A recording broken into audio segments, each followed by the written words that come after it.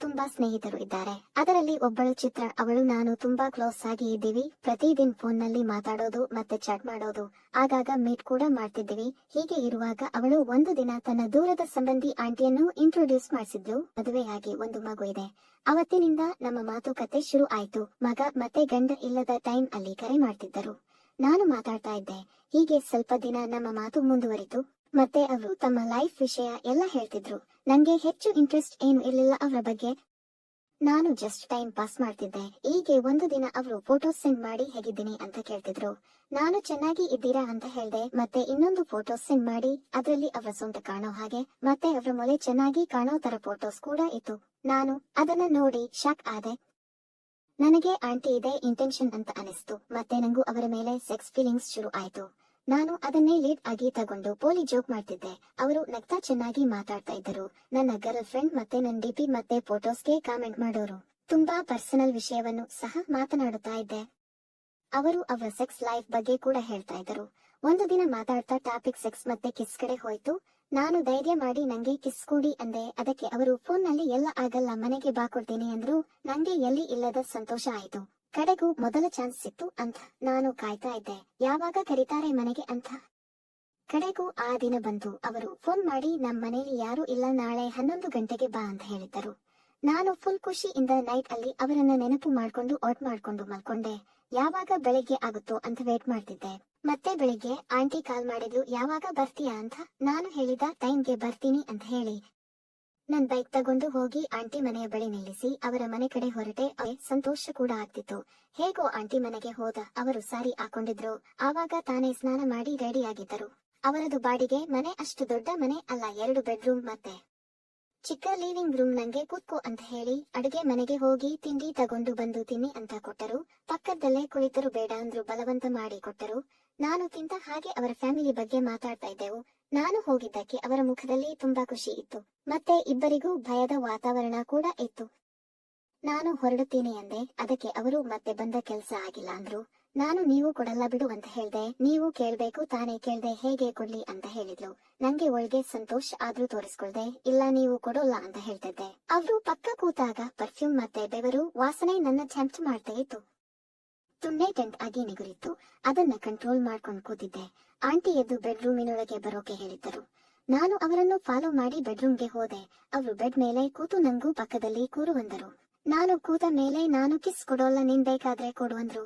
ನಾನು ಮೊದಲ ಕಿಸ್ ಕೆನೆ ಮೇಲೆ ಕೊಟ್ಟೆ. ಹಾಗೆ 2-3 ಕಿಸ್ ಕೊಟ್ಟೆ. ಅವರು ಅಲ್ಲಿ ಸರಿ ಬೇರೆ ಕಡೆ ಕೊಡಲ್ವಾ ಅಂತ ಕೇಳಿದರು. ನಾನು ಅದಕ್ಕೆ ವೇಟ್ ಮಾಡ್ತಿದ್ದೆ. ಮುಖ ಇಟ್ಕೊಂಡು ಲಿಪ್ ಲಾಕ್ ಮಾಡಿದೆ. ಅವರು ರೆಸ್ಪಾನ್ಸ್ ಮಾಡೋಕೆ ಸ್ಟಾರ್ಟ್ ಮಾಡಿದ್ದರು. ನಾನು ಹಾಗೆ ಬಿಡದೆ 10 ನಿಮಿಷ ಕಿಸ್ ಮಾಡ್ತಾ ಇದ್ದೆ.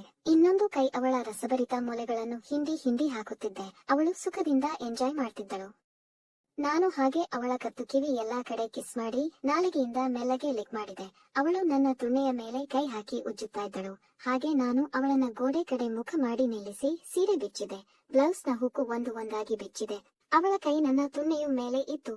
ನಾನು ಬಟ್ಟೆ ಬಿಚ್ಚಿ ಅವಳ ಬೆನ್ನಿಗೆ ಕಿಸ್ ಮಾಡ್ತಾ ಕುಂಡಿಗಳ ಮೇಲೆ ಏಟು ಕೊಡ್ತಾ ಇದ್ದೆ. ಅವಳು ನಿಧಾನ ಅಂತ ಹೇಳಿದ್ರು, ಕೇಳದೆ ಮತ್ತೆ ಏಟು ಕೊಟ್ಟಿದ್ದೆ.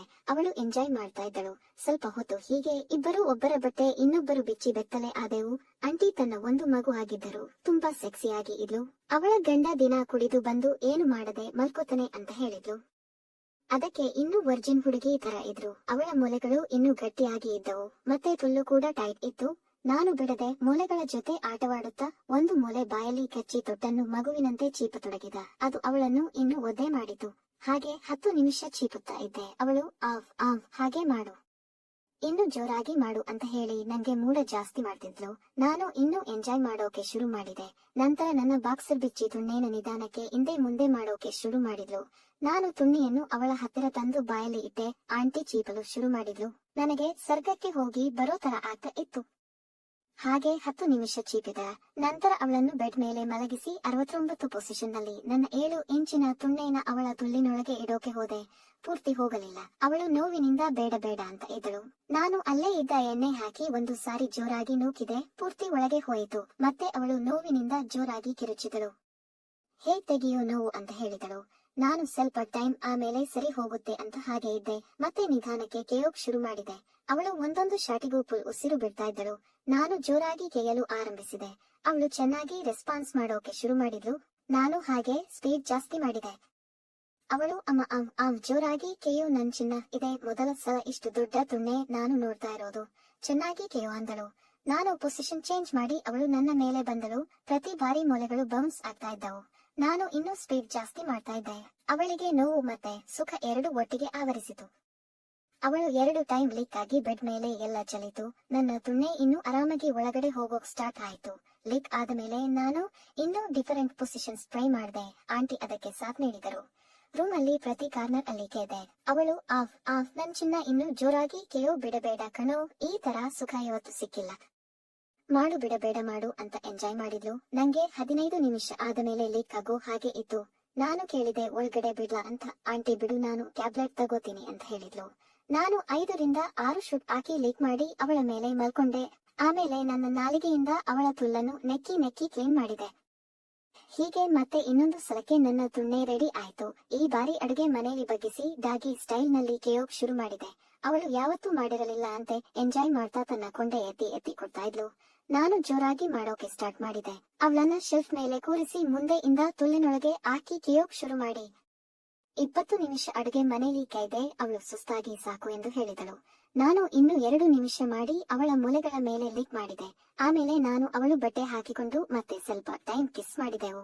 ಅವಳಿಗೆ ಇದನ್ನು ಫ್ರೆಂಡ್ಗೆ ಹೇಳಬೇಡಿ ಅಂತ ಹೇಳಿ ನಾನು ಅಲ್ಲಿಂದ ಹೊರಟೆ. ನಂತರ ತುಂಬಾ ಬಾರಿ ಅವಳ ಮನೆಯಲ್ಲಿ ಕೆದ್ದಿದ್ದೇನೆ. ನಾನು ಕೇಳಿಕೊಳ್ಳೋದು ಇಷ್ಟೇ. ಈ ಕತೆ ನಿಮಗೆ ಇಷ್ಟ ಆಗಿದ್ರೆ ಪ್ಲೀಸ್ ಲೈಕ್ ಮತ್ತು ಶೇರ್ ಮಾಡಿ. ಹಾಗೆ ಸಬ್ಸ್ಕ್ರೈಬ್ ಮಾಡೋದನ್ನ ಮರಿಬೇಡಿ.